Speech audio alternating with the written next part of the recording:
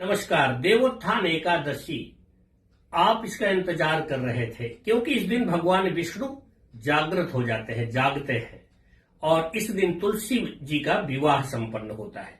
सबसे पहली बात, कंफ्यूजन कोई नहीं रखना है दिमाग में। ये 2 दिन का सिद्धांत क्या है? आपको 1 तारीख को 1 नवंबर को सभी गृहस्थों को देवोत्थान एकादशी या तुलसी विवाह संपन्न कर लेना है, क्योंकि 2 तारीख को साधु संत और महात्मा अपनी देवोत्थान एकादशी मनाएंगे।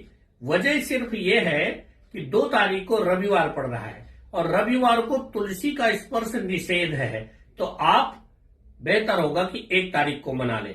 कुछ सिद्धांत 1 और 2 से परे हटते हुए 3 तारीख को भी देवोत्थान का सिद्धांत तो बताते हैं, परंतु बेहतर होगा आप इसको। लेकिन हां, जिन महिलाओं के जीवन में दाम्पत्य गड़बड़ है, लड़खड़ाहट है दाम्पत्य में, जिन बच्चियों की या जिनके बेटों की शादियां नहीं हो रही हैं, ऐसी बहनें और माताएं तुलसी जी को साफ करें, उनके गमले को साफ करके अपने घर के आंगन में या मध्य में स्थापित करें, चारों तरफ से बढ़िया सजाएं और तुलसी जी के दाहिने यानी भगवान विष्णु के बाएं या तो शालिग्राम या भगवान विष्णु की मूर्ति या गोपाल जी की मूर्ति को रख करके और इनको मौली धागे से 7 बार गांठ लगाएं और एक नई चुन्नी या पीला या लाल कपड़ा उनको ढकें और फिर महाभोग प्रसादी लगा करके उनकी पूजा करें और उनके सामने 7 घी के दिए जलाएं और उनमें थोड़ा थोड़ा केसर डाल दें।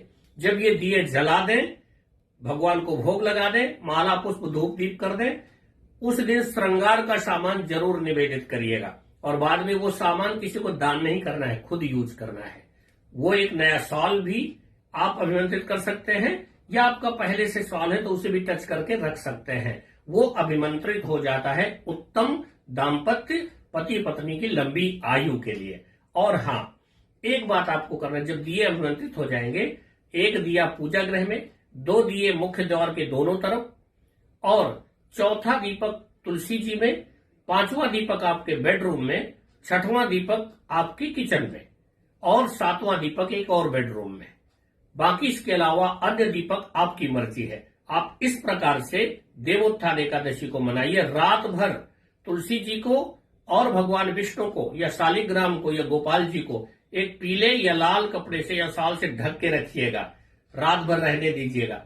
सुबह स्नान करके धूप दीप करके उनका उत्तर पूजन करिएगा। इस विधि को यदि आप अपनाते हैं तो अगर आपके मन में डाउट हो कि फिर 2 तारीख को तुलसी को स्पर्श